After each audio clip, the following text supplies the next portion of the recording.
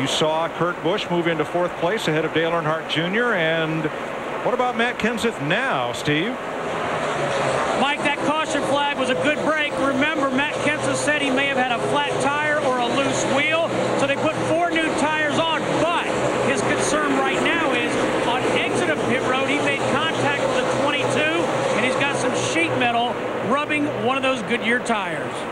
And you know, when you look at that 17 car, they've got to get on it, because right now they come in here 22nd in the points, and if they don't get on it, they're not going to make the chase. Matt Kenseth is one of the few drivers that has made the chase every single year. They don't have any mulligans left. But not as bad as it had been. Yeah, I'm not so sure Larry didn't too late. I mean, he'd have to go on a tear. He'd have to win a bunch of races to get himself back in the chase. Yep. Kyle Busch stalking him. This will be for 8th place. I think that caution is definitely something that Kyle Trouble front straightaway. Vickers in the wall. No caution. We stay green. I see. Caution will fly now. I think he got in the outside wall, but he was able to get rolled up before he hit the inside wall. Now he and Ryan Newman just make big contact down at the end of pit road, and that probably had something to do with it. I wonder if this was residual damage. We looked again at that replay, and Vickers decided to come onto pit road, made a sharp left turn.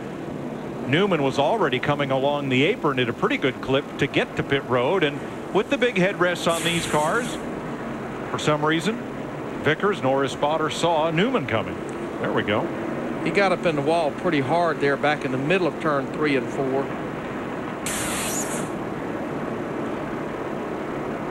That's a big night for bare bond and duct tape. Typical Darlington looking car. Kind of bare bonded, safety wired, gray tape together. 6 caution flags with 118 laps to go. We are well below the predictions of most of the experts along the row of the control tower, TV, and radio booths. Well, I think we just continue to underestimate the resilience of this car. This car just can take such a pounding, man. Well, let's talk a little bit, too, about this racetrack, Larry, and why this track is so competitive tonight when it's been so hard to get a hold of on the old pavement in the past. Well, it was repaved. You know, they finally, the last time it was resurfaced was back in 1995, and it got to the point they had to put some new pavement down. We would have loved to have kept the racetrack like it was, but the place has so much grip with this new asphalt. But what I like, I think even over the course of this race so far, it started to lose a little bit of grip, and the pace has slowed down just a little bit. Yeah, it has a little bit. What I really like is they used the same aggregate that the old pavement had in it, but they mixed it with all these new polymers, which gives it a nice bond that it didn't have before. Speaking of mix, we got a mixed bag of strategy, Krista. Looks like a lot of leaders came to pit road. Jeff Gordon, the 24, stayed out. The one at Martin Truex was going to do what leader Denny Hamlin did, so they did come in. They talked about going fuel only, but no, it's a 4-tire change and a slight air pressure adjustment. Dick. Busch is going to go fuel only. He has done that. They're playing the fuel mileage game. Matt. Going to make it on one more stop after this. They're going to go a 2-tire change on the 11 and top him off with Sunoco race fuel. Meanwhile, Jeff Gordon said his car had been the best they've been all night. Close call with a 43 of Bobby Labonte entering his stall. That's why he stayed out. Well, we also see that Dale Earnhardt Jr., the 88, the 48 of Jimmy Johnson, all 3 Hendrick cars there, they did stay out. Not sure about this move. We had about 8 to 9 laps since they were last on pit road on that last caution. I felt like that everybody would come to pit road, but I did feel like maybe we would see some more of that 2-tire stop. Been a good time to do it, I believe, but also I guess they're looking at their pit window. They know they got to come back one more time. Yeah, no matter what, we still have one more pit stop to make with 117 laps to go. Got a NASCAR question anytime? Oh, anything you want to know pops into mind about NASCAR, we've probably got the answer for you. You can get to our panel of experts.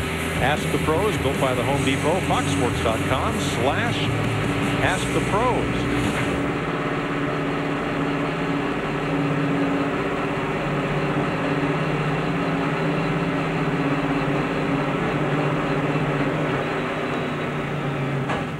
Mother's Day tomorrow. Happy Mother's Day to all the mothers out there. Chris Devoda talked to some of the drivers about their moms. My mom, in a nutshell, has lived her life and tried to pass on to her children really one simple thing. And that's the way I view my mom, and that is do unto others as you had done unto you. And if you do that, you're going to be okay. I remember growing up, we didn't always have the most money to help fix the race car after we wrecked it, so she was always preaching, make sure you don't tear up that race car. How she really taught me how to be a compassionate person and understand other people's feelings and what could be hurtful to other people. And that's something that she's instilled in myself and my brothers. Treat people the way you want to be treated. I think that's basically what it is, and that's probably the best thing she taught me.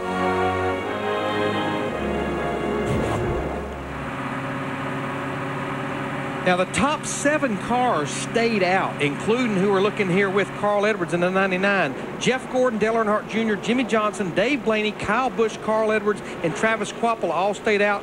The 8th place car, Kurt Busch, as they made note, fuel only. And Mike, there's not a mother or a father that hadn't sacrificed so much to get their sons into these races like they are here tonight. So moms would give up their days to make their boys happy. Back under green with 115 laps to go. Hendrick Chevys 1, 2, 3, Toyotas 4 and 5, Fords 6 and 7. Let's see how this shakes out. Well, I think what I would say I would have predicted a week before we ever got here is coming true right now. I said before this race ever started, if Dale Jr. wants to win this race, he'll have to beat Jeff Gordon. With 100 laps to go, Jeff Gordon would probably be in the lead, and there he is. Jeff Gordon came in here just outside the top 12 in points after some pretty rough weekends over the last few races. Right now, as the points are now, he would actually be in the top 10 and 10th. Yeah, he's sitting right there. He's in good shape point-wise. This is one of his favorite tracks. And you see any marks on the right side of that car? Nope. I don't think so. Nope. He is one of the best at restraining himself, racing when it counts. I mean, he has 27 starts here. He has won here 7 times. He has led almost 1,600 laps at this racetrack. Wow. Kyle Busch passed Dave Blaney. That's 4th place. And they're about a 1.5 seconds behind Jeff Gordon, the leader. You know, right now we have Hendrick cars running 1, 2, 3. Hendrick Motorsports, they have 12 Darlington wins.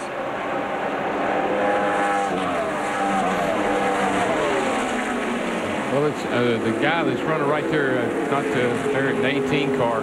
You got to give him a lot of credit, Larry. He has methodically worked his way from the back of the pack after a penalty to here he is fighting. Well, the Roush cars continue to have issues. First it was Biffle and then Kenseth. Steve, what about Carl?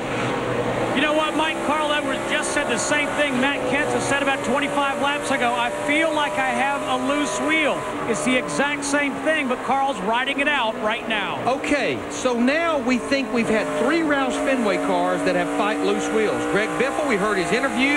We've heard Matt Kenseth, and now we're hearing Carl Edwards complain about the same thing. Yeah, well, there's got to be a common denominator somewhere. Could be a lug nut. It could be a lot of the kind of lug nuts they use to be a lot of things other than just the changer himself. Yes. Let's go down to our Ford cutaway car. Jeff Hammond has some of the possibilities.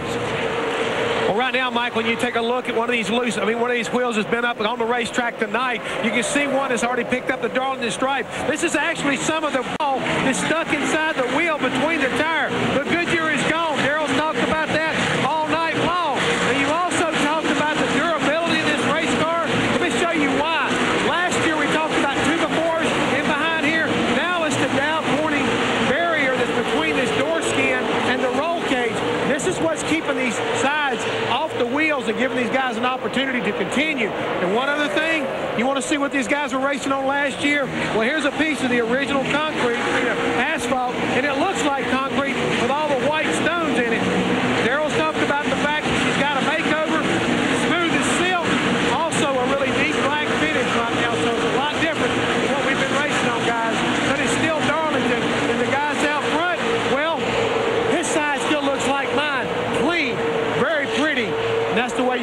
finish up tonight. Thanks, Jeff, but not these two cars. Kyle Busch and Dale Earnhardt Jr. have both been up against the wall as second place changes hands. Kyle Busch is coming to the front once again, and another of the Fords has found a little bit of trouble. David Gilliland has been into the wall. And coming off turn 2 over here, and he gets loose. A lot like what happened to Kevin Harvick, except he's a little further up to he caught the safer barrier instead of the concrete wall. But Darrell, just a few laps ago when Carl Edwards, this is what Digger had to say. Digger, you better get back in the hole, buddy. There he comes. But when Carl Edwards was up behind David Gilliland, I noticed how loose he was, and finally he got in the wall on turn 2.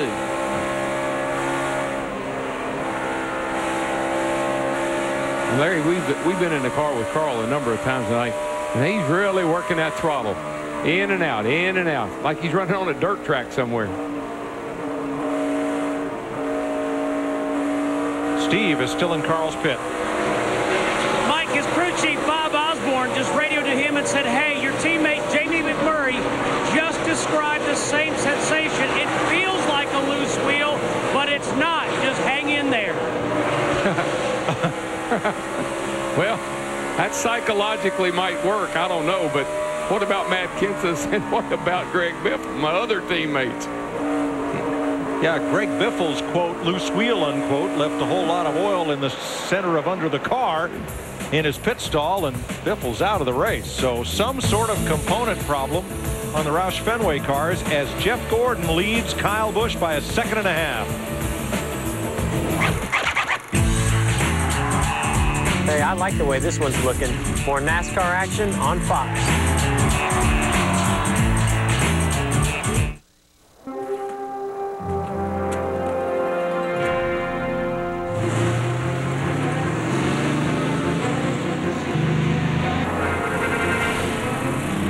Dale, you got company out there. You ain't leaving without a race, Dale. You guys want racing, you got one. Punch your head down. Tight. Punch it, Dale. Get forward. Go race you, Dale. NASCAR Sprint Cup Racing on Fox is delivered by UPS, the official express delivery company of NASCAR. In Darlington, we have a new leader. Kyle Busch has come back to the lead, and trouble for Casey Mears off turn 4. That car crawling off the corner. Oh, yeah, he smacked the wall hard right in the middle of 3 and 4 there. Yeah, Casey was running in the 13th spot, has had a pretty solid car all night long. It had the look of a right front tire maybe going down because it just shot up in the wall. No caution. Patrick Carpentier has gone to the garage area, and a lot of smoke out the tailpipes of his car. Here's the pass for the lead just moments ago. And Kyle Busch had been slowly but surely reeling in that 24 car. Jeff Gordon just takes the lead away, going down the back straightaway. And here's Casey Mears. He's already smoking getting in there. I believe he had a tire going down, Darrell. Had all that look about the car never turned. Trying to get it wound up. I think it was the left front tire. But it looks like, yeah, the left front tire was down and the car never turned. No caution, just down. And there goes Dave Blaney in that 22 car. He takes the 4th spot away from Jimmy Johnson in the 48. We can't say enough about this run this 22 car is having. This is a car that missed the race 2 races ago at Talladega. Great run last week, top 20, and here they are up in the top 5 solidly. There's Tommy Baldwin, the crew chief. This has to be such a boost for this whole group. Got to bring it home. Close the deal. Great cars. Got to bring them home when you got a good one. But you know, Mike, you mentioned the 10 car Patrick Carpentier that went to the garage area with engine. Jeff Hammond in the pre-race talked about it. We're getting now to that final 100 miles. And these guys put a lot of laps on these engines in those 2 practices. I was nervous about that. I'm not sure we've seen the last of engine attrition. Well, 2 practices.